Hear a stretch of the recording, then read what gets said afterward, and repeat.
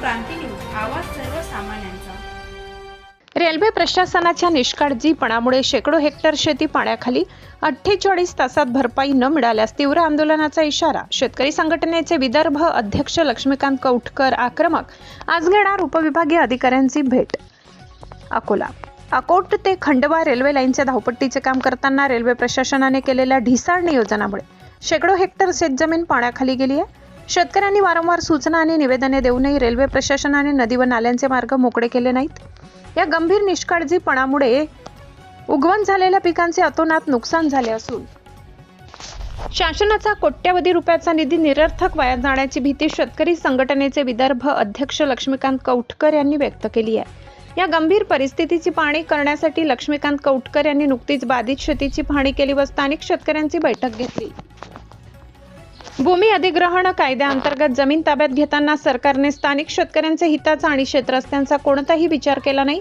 Railway लाईनमुळे शेतीचे तुकडे पडल्याने अल्पभूधारक शेतकऱ्यांवर मोठा अन्याय झालाय। 1 एकराच्या आतील उर्वरित शेती सरकारने खरेदी करावी अशी मागणीही यावेळी करण्यात आली। तसेच अकोट अकोला रेल्वे धावपट्टीचे काम अत्यंत निकृष्ट दर्जाचे झाले असून तिथून रेल्वे 40 किलोमीटर प्रति तासपेक्षा जास्त वेगाने धावू शकत नसल्याचा आरोपही त्यांनी केला।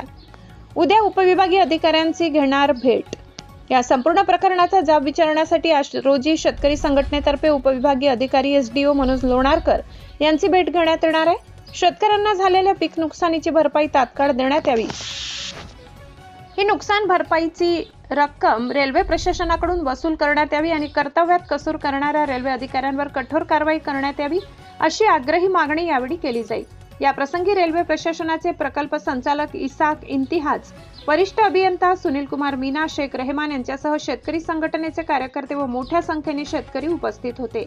रेल्वे प्रशासनाच्या दुर्लक्षितपणामुळे शेतकऱ्यांना वारंवार निवेदने व सूचना देऊनही पाण्याला मार्ग काढण्यात आला नाही।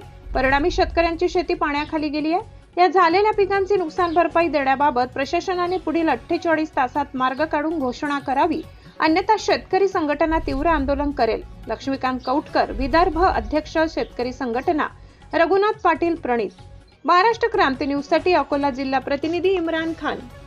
स्पीड न रेलवे नहीं चालू, तब गई पटरी। काय कमायचं ट्रेन खर्च करू। अब अगर तुम पानी यहाँ से व्यवस्थित नहीं निकालते हो तो ये भी पटरी आगे जाके बैठ सकती है, क्योंकि पानी अगर कहीं भराव है तो मट्टी अगर है तो धीरे धीरे खसेगी ना।